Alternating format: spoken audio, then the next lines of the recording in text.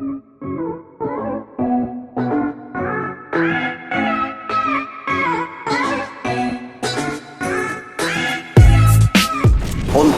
Sobat Yongki kali ini, saya sudah punya orang bintang, maksud saya tamu kita, tamu spesial.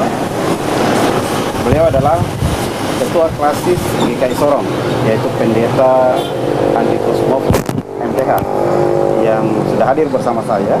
Saya sapa dulu beliau. Ya, selamat berjumpa Pak Pendeta.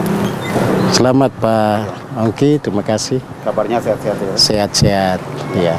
Kita akan berbicara banyak dengan Ketua Klasis tentang bagaimana perjalanan Klasis di bawah kepemimpinan Ketua Klasis GKI Sorong, Pendeta Amobo.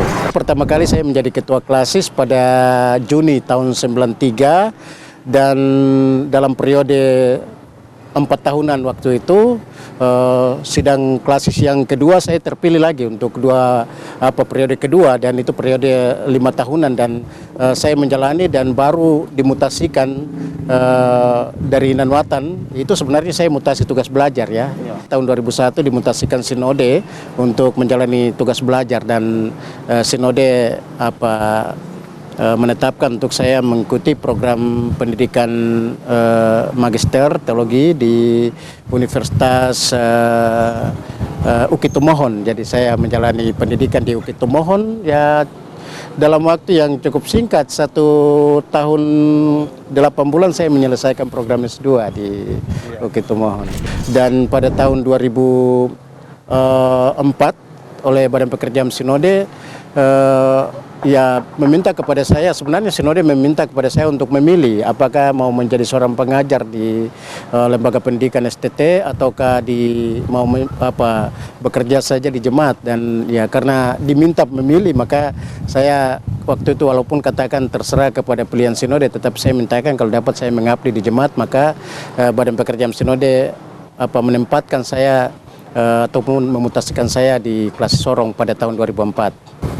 Ketika keputusan itu Pak Pendeta ambil untuk jemaat saja, lantas ada terpikir tidak untuk melihat Klasis Sorong dengan keberadaan ingin sekali untuk bagaimana saya bisa menjadi seorang ketua Klasis, atau katakanlah saya ada di badan pekerja Klasis? Ya, saya waktu tadi saya katakan setelah bekerja di jemaat, memang saya sudah ada di Klasis Sorong. Memang saya lihat Klasis ini sangat potensial sekali ya, sangat potensi sekali dengan jemaat-jemaat yang luar biasa di sini. Nah, tetapi sekali lagi saya adalah seorang yang selalu tunduk dan patuh terhadap pilihan Tuhan. Ya, saya tidak selalu berobsesi untuk menentukan diri saya mau kemana. Nah, tetapi saya selalu percaya bahwa Tuhan akan mengatur itu, sehingga ketika bekerja di Sorong, saya ditempatkan di Jemaat Immanuel sebagai ketua jemaat kurang lebih sekitar 3,5 tahun di Jemaat Immanuel, dan selanjutnya pada menuju sidang Klasis ke-10 ya tahun 2006 di Jemaat Ebenezer Fay. Waktu itu banyak yang sudah mengatakan kepada saya bahwa mungkin saja saya akan terpilih sebagai ketua Klasis di sidang ke-10, tetap saya selalu katakan ini pilihan Tuhan dan saya tidak mendahului apa yang akan Tuhan tentukan bagi saya. Dan memang akhirnya Pak Pendeta menjadi ketua Klasis. Betul sekali. Apa yang melatar belakangi pikiran Pak Pendeta waktu pertama menjadi ketua Klasis dan berpikir untuk melakukan perubahan di Klasis? Bung Ongki, saya ketika menjadi ketua Klasis di Nanwatan, ya saya betul bekerja luar biasa dan bekerja keras untuk mengubah Klasis Nanwatan yang boleh saya katakan waktu itu dalam periode-periode itu Klasis GKI Nanwatan, kalau orang ditempatkan atau seorang pelayan ditempatkan di sana itu dirasa seperti dibuang. Ya, ada beberapa Klasis di GKI waktu itu, salah satu Klasis GKI Nanwatan yang dianggap cukup tersulir sekali dan ya cukup sulit, tetapi kondisi ini menantang saya betul untuk bisa melakukan sesuatu dan bisa mengubah Klasis Nanwatan.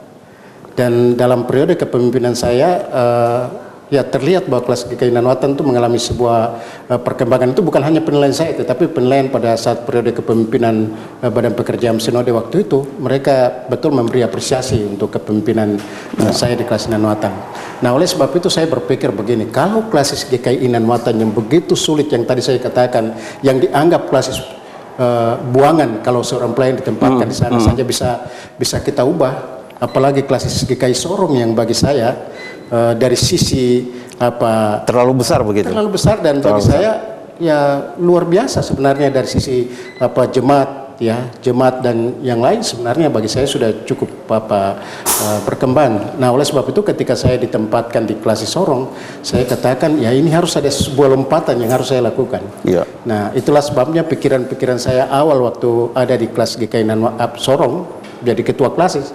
Nah, saya berpikir saya orang yang tidak mau bekerja hanya ikut apa yang sudah dikerjakan, tetap saya harus membuat sebuah perubahan dan harus mengalami sebuah kemajuan. Pak Pendeta melihat ini sebagai suatu tantangan begitu? Selain menjadi sebuah tantangan bagi saya, tetap juga saya lihat dari sisi peluang yang tadi saya katakan. Ini peluangnya tersedia. Nah, sekarang tinggal apakah kita mulai atau tidak. Pertama, kepemimpinan dari Ketua Klasis GKI Sorong yang dipimpin oleh Pendeta A. Mofu MTH. Ini tentu ada banyak hal yang dibuat. Salah satunya adalah membangun fisik kantor klasis GKI Sorong. Kenapa begitu yakin? Kantor klasis GKI Sorong, uang dari mana? Kemudian siapa yang diajak untuk membangun kantor megah ini? Begini Bung Ongki, jadi tadi saya katakan awalnya seperti itu. Saya terinspirasi dengan kondisi wilayah klasis Sorong. Ya tadi juga dikatakan ada tantangan. Ya, ada pergumulan kita. Nah, tetap saya katakan untuk membangun sebuah pelayanan yang maksimal, nah itu harus tersedia sebuah infrastruktur yang mendukung. Ya. Nah, oleh sebab itu saya memulai dengan bagaimana menata sebuah sistem secara maksimal dan sistem yang maksimal itu harus dikelola dengan satu ruang ataupun sarana pendukung yaitu kantor. Nah, itulah sebabnya pikiran kita. Sebenarnya sebelumnya panitia merencanakan untuk membangun kantor klasis dengan rencana 2 lantai, tetapi kemudian kami berpikir untuk 4 lantai ini karena obsesi kita bahwa kantor ini menjadi satu tempat di mana seluruh pekerjaan ini harus ditata kelola di sini, dimaksimalkan di sini sebelum itu digerakkan keluar. Dan itulah sebabnya nah ketika ini kami sepakati bersama baik Badan Pekerja Klasis dan panitia, maka dimulai tahun 2007, 2006 terpilih sebagai Badan Pekerja Klasis, kemudian tahun 2007 kita merencanakan dan tahun 2007 akhir kita langsung mulai mengerjakan ini. Tadinya memang kami sendiri secara manusia kami berpikir ini merencanakan kantor yang harus ditambah 1 lantai jadi 3 lantai ini cukup akan menjadi beban. Tetapi saya bersyukur bersama-sama dengan panitia, justru target ataupun juga kekhawatiran kami itu jauh dari apa yang Tuhan lakukan. Ya. Nah, Tuhan lakukan kekhawatiran yang dimaksud. Ya. Apakah kekhawatiran seorang pendeta Mofu ataukah kekhawatiran dari tim yang Anda ajak untuk berpikir tentang baik saya sendiri ya sebagai manusia saya sendiri dan juga mungkin tim kita juga berpikir ini bangun kantor dengan besaran seperti ini kemudian melihat dukungan apakah bisa ada dukungan yang maksimal seperti itu dan ya tadinya saya berpikir awal bahwa kantor ini mungkin saja akan diselesaikan sekitar paling periode saya belum selesai kantor ini belum selesai untuk periode pertama saya hitung itu mungkin di atas 5 tahun atau mungkin sampai periode kedua juga belum selesai. Nah ternyata kantor ini dapat kita selesaikan dengan waktu yang sangat pendek sekali. 2 tahun 6 bulan kantor ini diselesaikan dan kantor ini 2 bulan sebelum diresmikan kita tidak ada utang lagi. Tidak ada utang. Tidak ada utang. Luar biasa. Ini sesuatu yang kami saksikan di mana-mana bahwa kalau kita kerja dengan tulus dan menaruhkan beban kita dan juga rencana kita kepada Tuhan, maka Tuhan akan lakukan lebih dari apa yang kita pikirkan. Pak Pendeta buat bersama dengan Badan Pekerja Klasis GKI Sorong ini sudah terjawab, artinya perwujudan dari gereja yang berkualitas, mandiri dan sejahtera. Iya, sebagaimana misi yang tadi saya katakan, visi dan misi kita untuk mewujudkan tanda-tanda kerajaan Allah. dalam sumber daya gereja yang berkualitas, mandiri dan sejahtera. Ini merupakan misi yang ya tidak terhenti ya dalam batasan waktu ataupun juga dalam momen tertentu, tetapi ini merupakan ya sebuah misi dan visi dan misi yang harus terus dilakukan. Ya.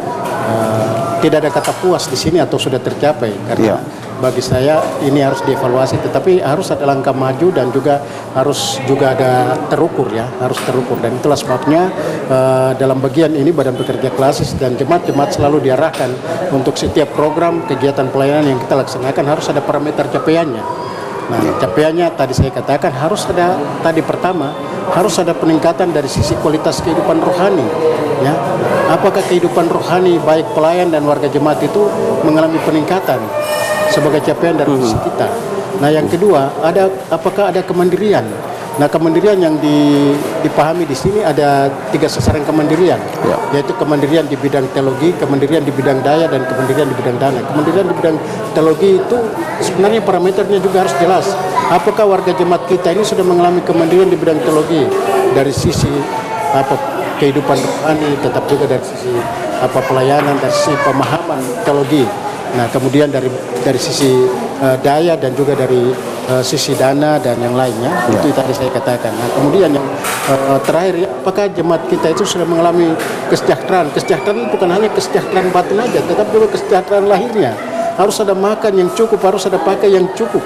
Apakah itu sudah ini harus ada parameter ukuran yang jelas, dan ini yang selalu kami arahkan kepada jemaat ya, juga di Klasis kita harus punya ukuran capaian, dan kalau itu sudah ada peningkatan maka kita katakan bahwa visi dan misi kita ini tercapai seperti itu. Oke. Ini tentu pertanyaan saya berkaitan dengan itu, bagaimana Klasis menjaga keseimbangan antara pembangunan fisik dan juga spiritualitas. Ya, betul sekali. Itu menjadi hal yang selalu kami lakukan ataupun juga arahkan, sampaikan. Jadi kita tidak hanya membangun secara fisik toh. Ya. Itu bukan sesuatu yang menjadi tujuan kita, tetapi harus yang menjadi ukuran kita ialah bagaimana kehidupan rohani umat ya, jemaat kita ini mengalami perkembangan, karena kita memahami bahwa sekarang dunia kita ini mengalami dunia yang dimana ada banyak masalah, ada banyak tantangan, dan kualitas rohani itu menjadi hal yang menjadi prioritas ya, itu harus dilihat sebagai bagian yang sangat penting. Nah, itulah sebabnya yang kita lakukan selama ini, kita memberi perhatian dalam pembinaan warga gereja. Ya, pembinaan warga gereja itu dilakukan di basis baik kepada bapak-bapak, kepada ibu-ibu, kepada pemuda, kepada anak-anak ya, juga kepada warga jemaat secara keseluruhan. Itu pembinaan itu menjadi hal yang sangat penting sekali kita lakukan. Baik Pak Pendeta, terima kasih atas kesediaan untuk berbincang-bincang dengan kami. Demikianlah bincang-bincang kami dengan Ketua Klasis GKI Sorong.